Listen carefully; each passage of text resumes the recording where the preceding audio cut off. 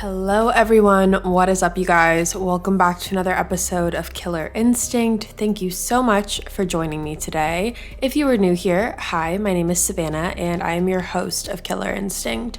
Before we get started, make sure you go ahead and hit that subscribe button, that way you never miss an episode. We post weekly here on the podcast every Wednesday and then again every Thursday on YouTube as well for the video version, and you are not going to want to miss it.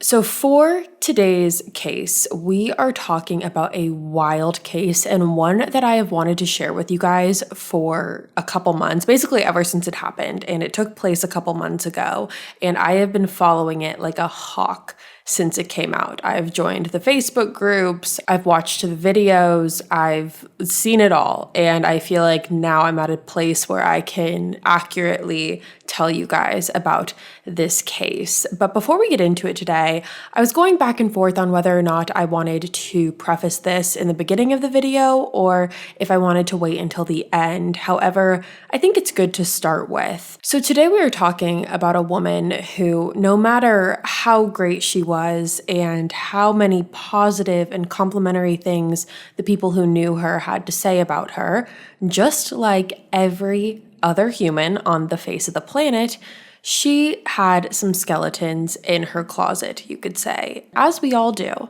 No one is perfect, and as much as we as a society know this and we're aware of this, I think it's important to say, because the stereotype with true crime and true crime podcasts in these cases is, in the beginning when we describe who we're talking about, we never have a bad thing to say about them.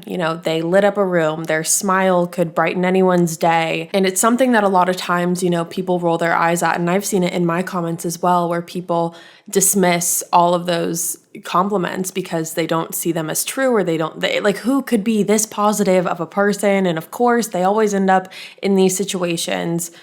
But it's important to remember, none of us are perfect. And we are all aware of this. Not one person goes through life without a mistake or a regret or something that you would not want the world to know. And in this case in particular, I have seen some very nasty things written about this woman. And the truth of the matter is that we are only seeing one side of a story, and we really don't know the entire truth about what went on behind closed doors when it comes to anyone's personal life or anyone's marriage or relationship. And while everyone has their own definition of what they qualify as a reasonable or an unforgettable mistake, I ask that you don't jump to conclusions, because regardless of anything, this woman did not deserve to be murdered. Point blank, period, however you want to put it. And so just go into it with an open mind. I know you all will, but with that all being said, let's jump right on into it today. So we are talking about a woman named Orsolya Gaal, and she was born on September 12th, 1970, and she is actually originally from Hungary, which is where her mother and sisters still live. However, for the past decade, Orsolya and her family were living in the beautiful Forest Hills residential neighborhood in Queens, New York. Now, Forest Hills is very idyllic. It is filled with Tudor-style homes and lined with beautiful landscaping. Now, at the time of her death, Orsolya had two sons. She had 13-year-old Leo and 17-year-old Jamie with her husband, Howard Klein. Now, Howard worked in finance while Orsolya was a stay-at-home mom. Now, right when this murder took place, I went onto Orsolya's Facebook account and I looked at her pictures, and one thing that I could definitely tell just right off the bat is that she loved to document everything. Orsolya was constantly documenting and taking pictures and posting these pictures on her social media. She was taking pictures of her solo travels. She was taking pictures of family travels or just dinners with friends or outings and social gatherings. She was always taking pictures, and all of these pictures really make it seem as if Orsolya was living the perfect life. She was going on these extravagant vacations. She had two beautiful children and a great husband, and everything really seemed perfect. And Orsolya also had a lot of friends. She was very social and very likable.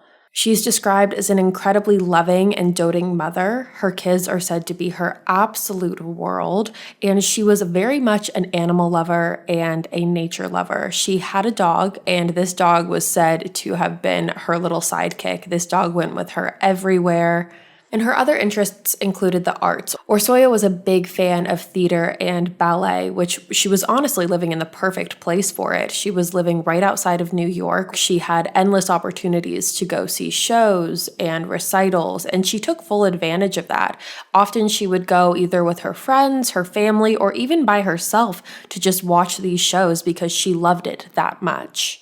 And overall, Orsolya is described as a very happy person. She was always smiling. She was always in good spirits.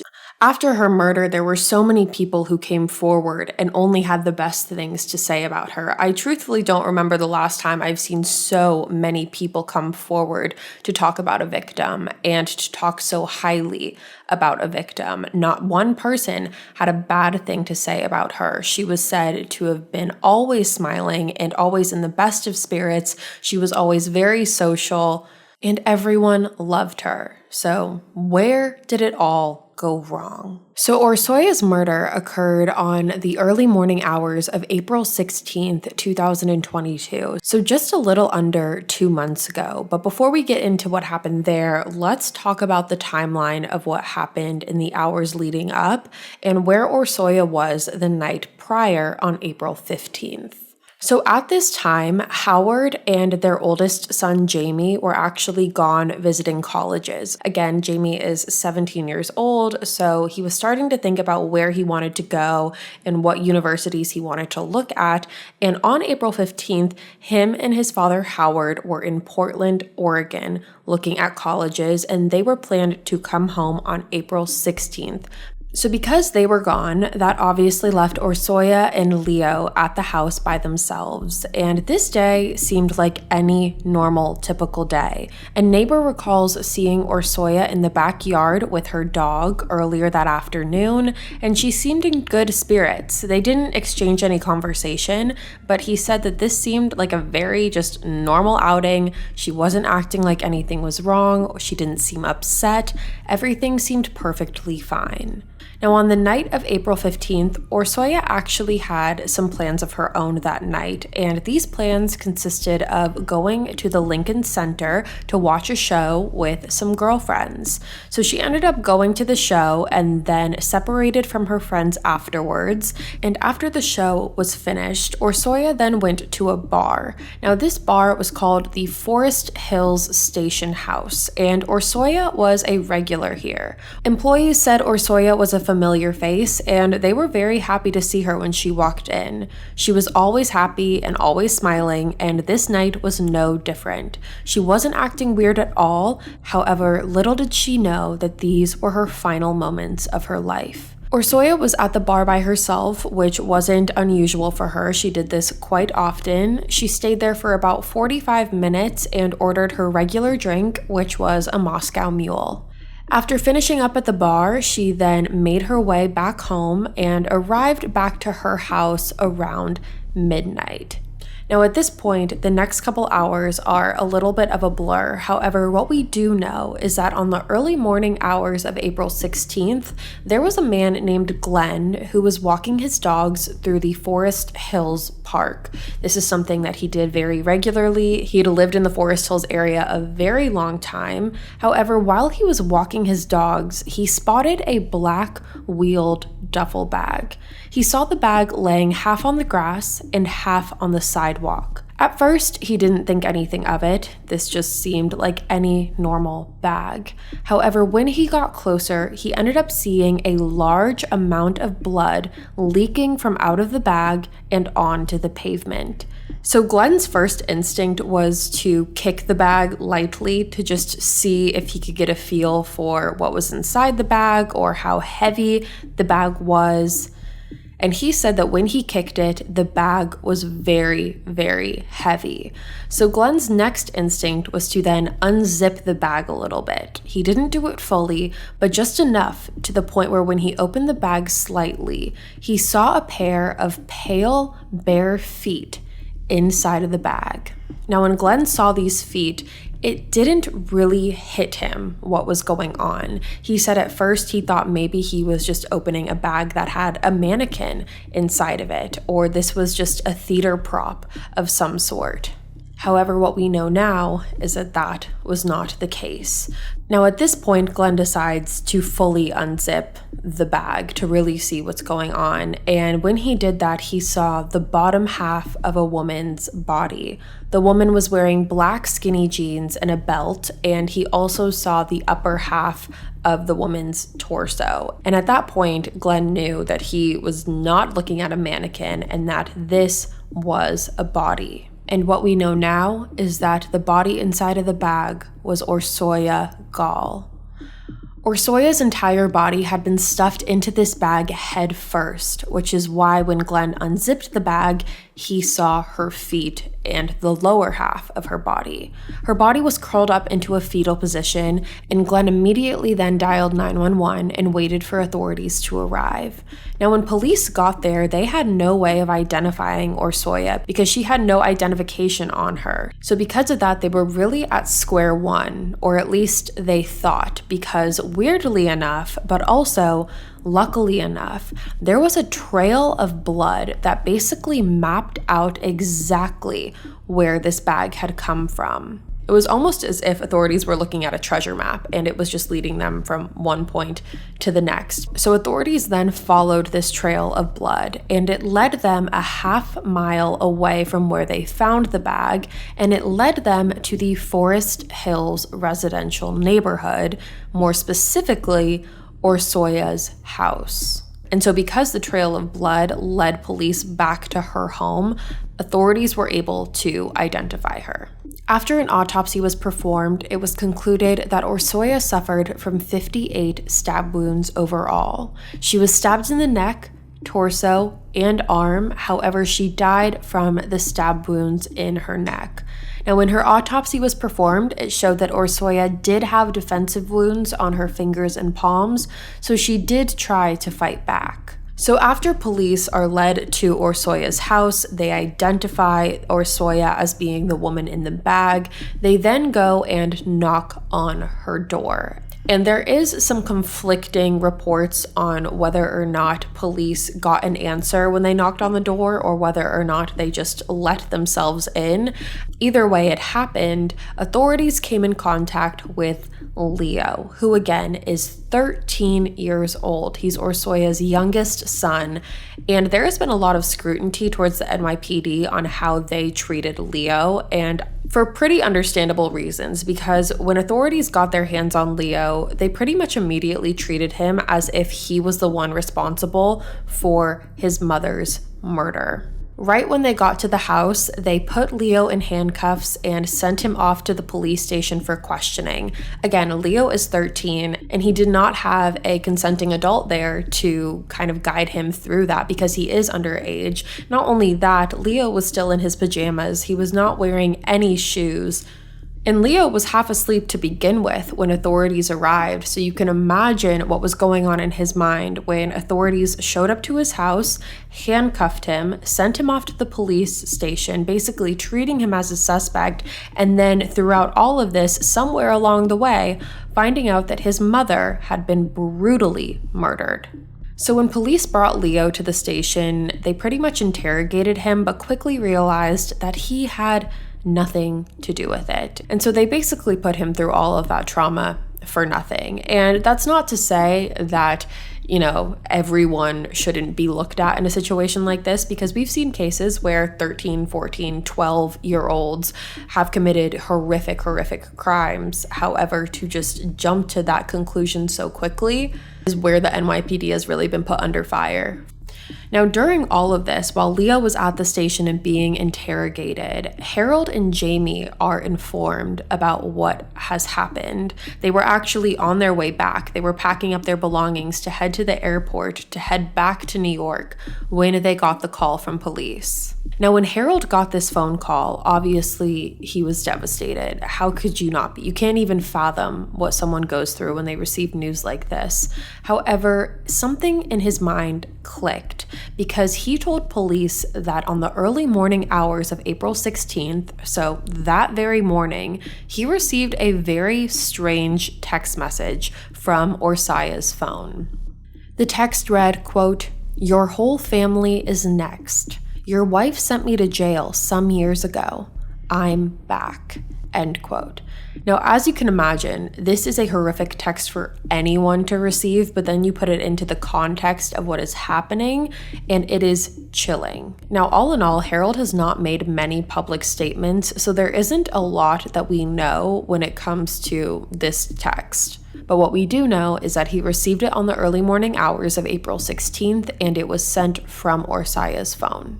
Now, when it comes to the investigation, police really didn't know where to turn to. They started retracing Orsolya's steps that night and thought maybe the person responsible for this was someone that she had met through her sequence of events the night prior.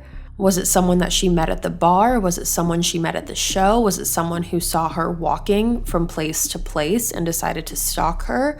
Now, the employees who worked at the bar said that Orsolya wasn't seen talking to anyone. She didn't look like she was waiting on anyone. She was just there by herself enjoying a drink.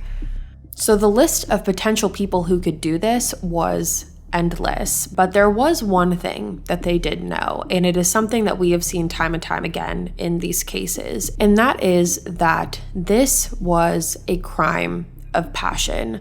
Police knew that stabbing someone 58 times is not a crime of opportunity. It is not a burglary gone wrong because nothing was stolen from the home. To stab someone 58 times, you have to be very angry and very passionate about killing them. So based off of those facts, this led police to believe that whoever murdered Orsolya was someone who knew her. Now, when it came to the physical evidence, police found that there was blood on the main floor of the house as well as the basement. Now, there was way more blood found in the basement than on the first story of the home. So because of that, police assumed that this attack occurred in the basement of the home and not on the first floor, just due to the amount of blood that was found. Along with that, police also found what they believed to be the murder weapon, which was a knife that belonged to the Gaal family. So they found the knife, they find blood, there was no sign of forced entry whatsoever, which again made police believe that whoever did this was someone that Orsolya knew. And along with all of that, police also found a very interesting note on the refrigerator. This note was taped to the refrigerator and just said, quote unquote, "Get a new handyman." Now, just as I had a lot of questions when it came to that note, I'm sure you guys have many thoughts and questions on it as well. However, it all will make sense in a little bit. Now, based off of the timeline that police were able to put together, they believed that Orsolya's attacker arrived at her house shortly after she did, sometime between 12:20 a.m. and 12:30 a.m., so roughly about 30 minutes after she got there. Now, luckily, throughout this entire investigation and as police were trying to put the pieces together, there was a neighbor who came forward who actually had surveillance footage from their doorbell camera that captured a man rolling a duffel bag down the street. Now, this was the same duffel bag that Orsolya was found in. The footage shows a timestamp of 4:30 a.m., so this was hours after Orsolya returned home. So now police are working with a lot of moving parts. You have the murder weapon, you have the note, you have the video surveillance footage, you have the blood evidence in the basement as well as the first floor. You have the text that Orsolya's husband received that early morning. So there's weird things happening all the way around in this case, and police are trying to do their best to put the pieces together. And they did have their eyes on multiple people. This was one of those cases where it wasn't that they didn't have any suspects, they almost had too many potential suspects. And that was because when police recovered Orsolya's phone, they discovered that she had been texting multiple people the night before she was murdered. On April 15th, police discovered that Orsolya had been texting several other men. The context of those texts haven't been released, so we don't really know what the conversations were about. However, it was said that she was texting about 3 to 4 other men that night, and so police obviously wanted to speak with these men. They wanted to figure out what their connection was to Orsolya, if they had plans to meet up with her that night, and they also wanted to talk to whoever this handyman was, because clearly this note had some significance, and police wanted to figure out who the family handyman was. And so along with the 4 people that Orsolya was texting that night, they also wanted to get this handyman in and see what his connection was and if he potentially had anything to do with it. So police had a lot more questions than answers at this point. However, this is when everything shifted. So on the days after Orsolya's murder, there was 24-hour police surveillance sitting in the Forest Hills neighborhood. So there was a squad car there 24/7. So now we move to that Wednesday, which was April 19th. So less than a week after the murder, and there is a police car sitting in the Forest Hills neighborhood.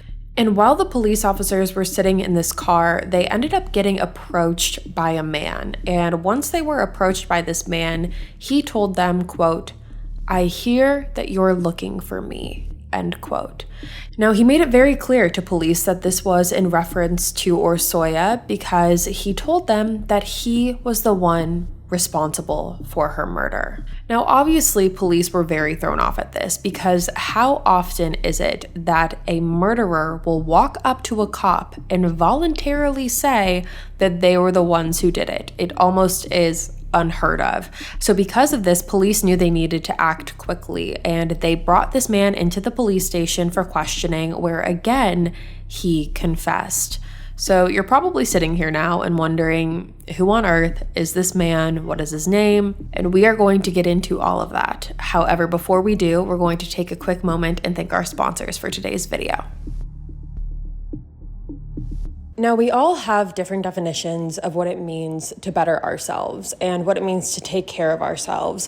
I know for me personally, for the past couple months, I have been on a self-growth journey. And that means a whole bunch of different things, but the main goal is getting my mind and body healthy. And what I've learned is they both go hand in hand. You can't be one without the other. And that is part of the reason that I am so happy that I have discovered BetterHelp. Now, I have talked to you guys about BetterHelp a bunch in the past, but if you do not know, BetterHelp provides you with online therapy in the comfort of your own home. Now, once you sign up with BetterHelp, you will then take a short survey, and based on the results of your survey, you will be matched with a counselor that is best deemed to fit your needs. And BetterHelp has counselors that specialize in a bunch of different areas such as anxiety, depression, grief, relationships, sleeping, LGBTQ plus matters, family problems, and so much more. BetterHelp is customized online therapy that offers video, phone, and even live chat sessions with your therapist, so you don't have to see anyone on camera if you don't want to.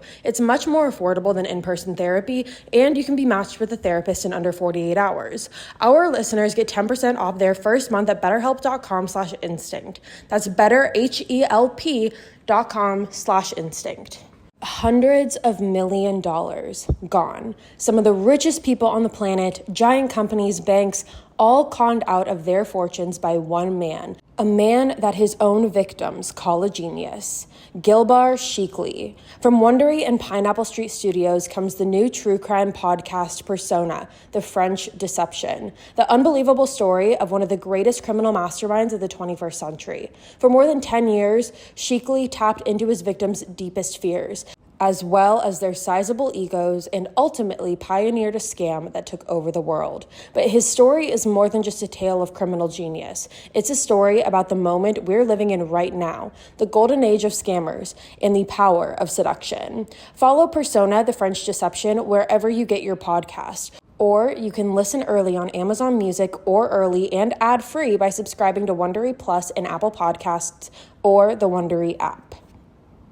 Have you guys ever had one of those moments where you realize it's time to find a new place to live? I know personally, I'm going through this right now as I am leaving my apartment in a couple months, and at apartments.com, they call it an out of apartment experience. It could be life altering, like finding out your little family is growing, or something more life annoying, like dealing with a broken change machine at the laundromat. If you find yourself in an out of apartment experience, start your search for a new place on apartments.com. They've helped millions of renters find their perfect place to live, and their powerful search tools help you find a listing that check every single one of your boxes. So take a moment and check out apartments.com, the place to find a place.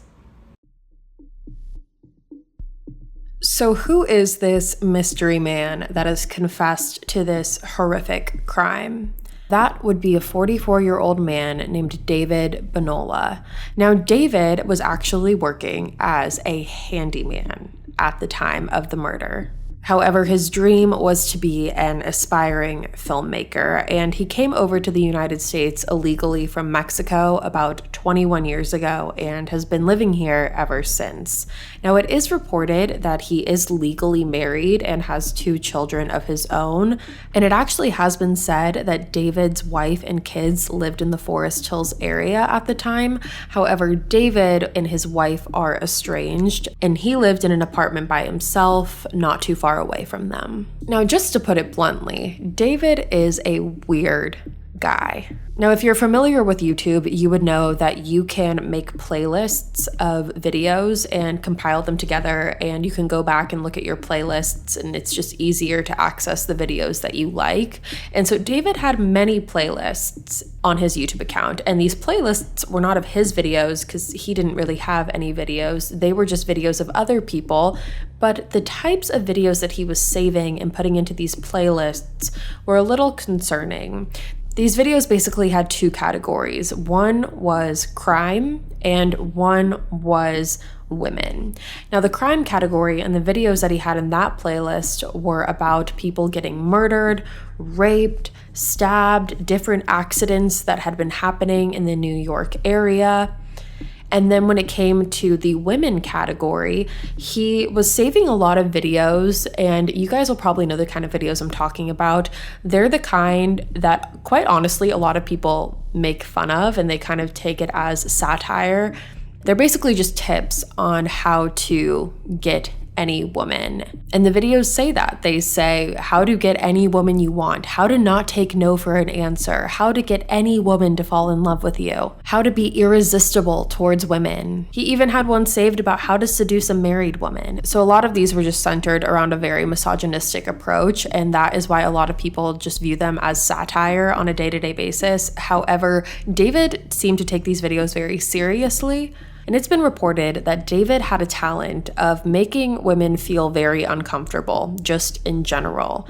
David would often visit coffee shops in New York and make the female employees feel very, very uncomfortable. It was said that he would order his coffee and then sit in a table in direct view of the baristas who worked there and would just constantly watch them. He would write them love letters and love songs and put it in their tip jars. He would ask them very personal questions about their love lives. He even proposed to 2 different employees at one point, and he also had the police called on him on one specific occasion. So as much as it was an incredible shock for people who kind of knew David in their passing, or these baristas, for example, to see that David was the one who was responsible for this or claiming that he was responsible for this, it also wasn't very surprising because they knew him as the creepy guy who would not leave them alone, and they had to file harassment complaints on him multiple times. So when police finally sat David down at the station and he was making his confession, not only did he confess that he was the one who murdered Orsolya, but he also confessed that he was the one who wrote the note. And that made a lot of sense to police because David was their handyman. So the note, "Get a new handyman," made sense in this context. Now, when police looked back at Facebook activity, they could find that David had commented on several of Orsolya's posts dating back to 2019, complimenting her on several. Now, it should be noted that due to the note on the fridge, as well as due to Orsolya's cell phone records, police did have their eyes on David. So this wasn't just some random guy that they had never heard of. They had heard his name because they knew that he had worked on their house. However, they didn't have enough information to arrest him, and they certainly did not think that he was just going to outright confess to it. Now, in terms of physical evidence that connected David to the murder, police were able to recover boots that belonged to David that had Orsolya's blood on them, as well as bloody bandages. Now, it was also discovered that after the murder, David actually went to a doctor to have the cuts on his hands treated because he did end up getting cut in the attack as well. And along with all of that, he is also seen on surveillance shortly after the murder with bandages wrapped around his hands. So what is the deal between David and Orsolya? Because yes, he is the handyman, but how did we get here? Well, apparently, when David sat down with authorities, he told them that him and Orsolya had been in an on and off relationship for the past 2 years. David said that the two of them were on a break before they decided to get back together in April of 2022, so just 2 months ago. However, he said that Orsolya was the one that broke things off again shortly after that. In his initial claim, David said that this breakup is what prompted him to go over to Orsolya's house the night of the murder. He said that when he arrived to the house, him and Orsolya were talking on the main level, so the first floor. However, David said that after some time, the conversation started to get heated and they started arguing. So Orsolya suggested that they move the conversation to the basement, that way they wouldn't wake up Leo, who was sleeping upstairs.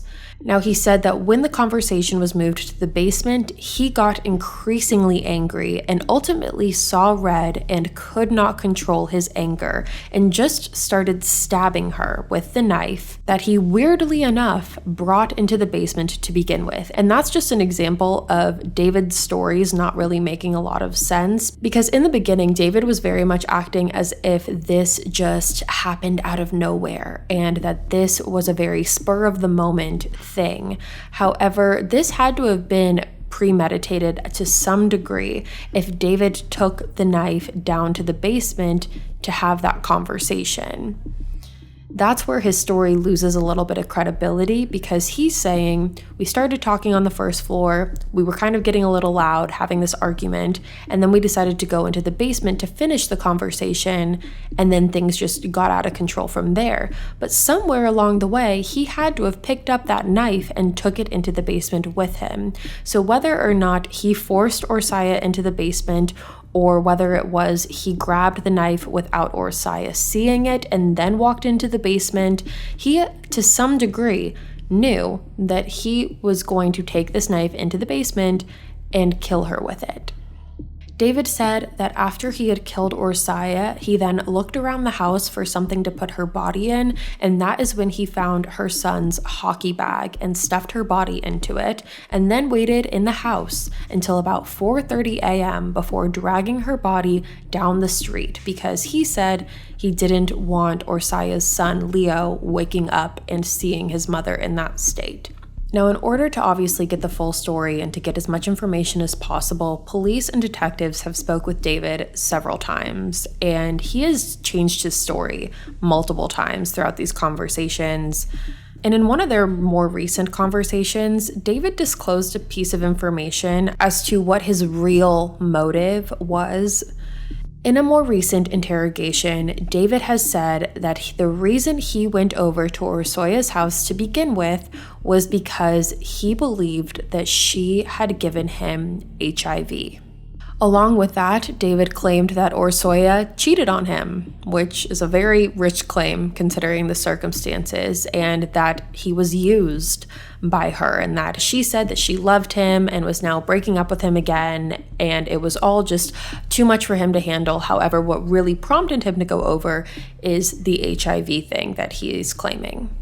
David claimed that while he was over at the house, he asked Orsolya why she had given him HIV, and she adamantly denied having it. She said that she did not have HIV, and if he had it, it was not from her. He also claimed that in the midst of them having this conversation, Orsolya received a phone call from another man, and this just made David absolutely lose it.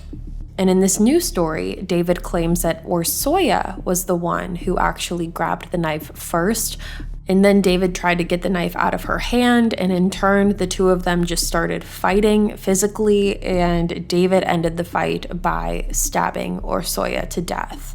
After this, he claims that he was the one that sent the chilling text to Harold, and he said that none of what he said in the text was true.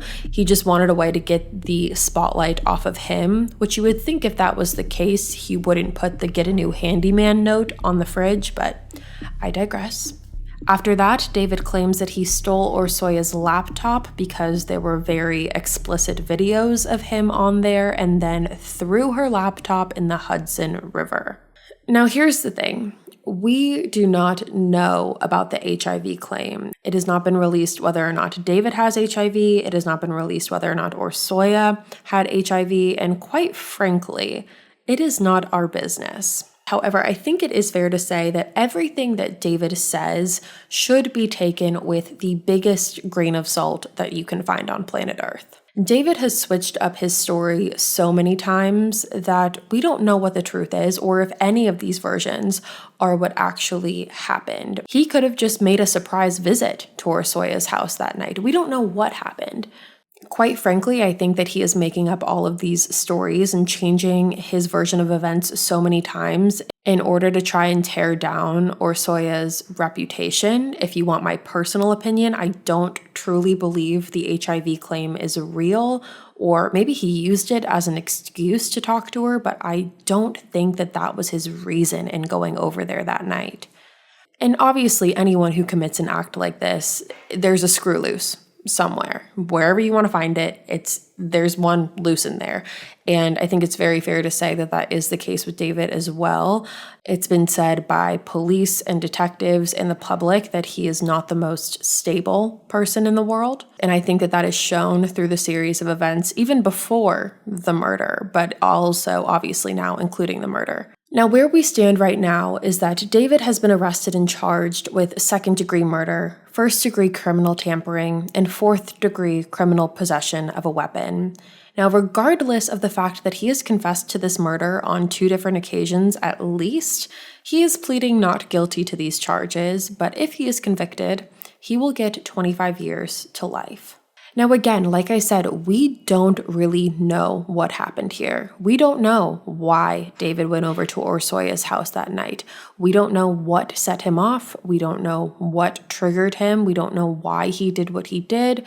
We don't know if this was premeditated to the point where he knew that that's what was going to happen and that was his mission once he got there, or if he went over there to have a conversation and it genuinely went south because of his rage. So I'm really interested to hear what your theories are on that, because I'm teetering with both options in my head. I think it is very possible that he was angry about the breakup and then went over there to kill her.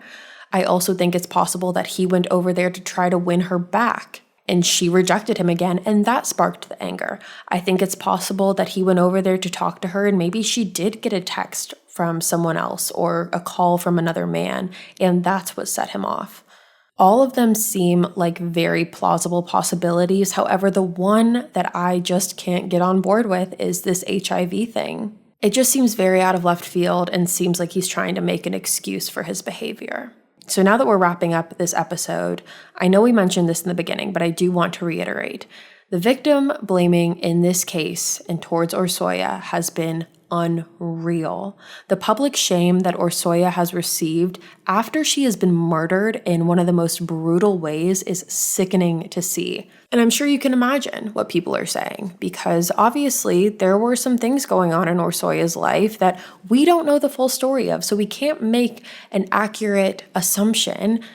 We don't know what was going on in the marriage between Harold and Orsolya. The options are quite literally endless. They could have had an open marriage. Or maybe they didn't, but maybe Harold knew about the affair, or maybe Orsolya was afraid to say something about David because clearly he has some mental instability. We just don't know. But what we do know is that Orsolya did not deserve to be murdered. Again, point blank, period, however you want to spin it. She should still be here. She should still be a mother to her kids. She should still be living her life. And David thought that he was entitled enough to take that away from her.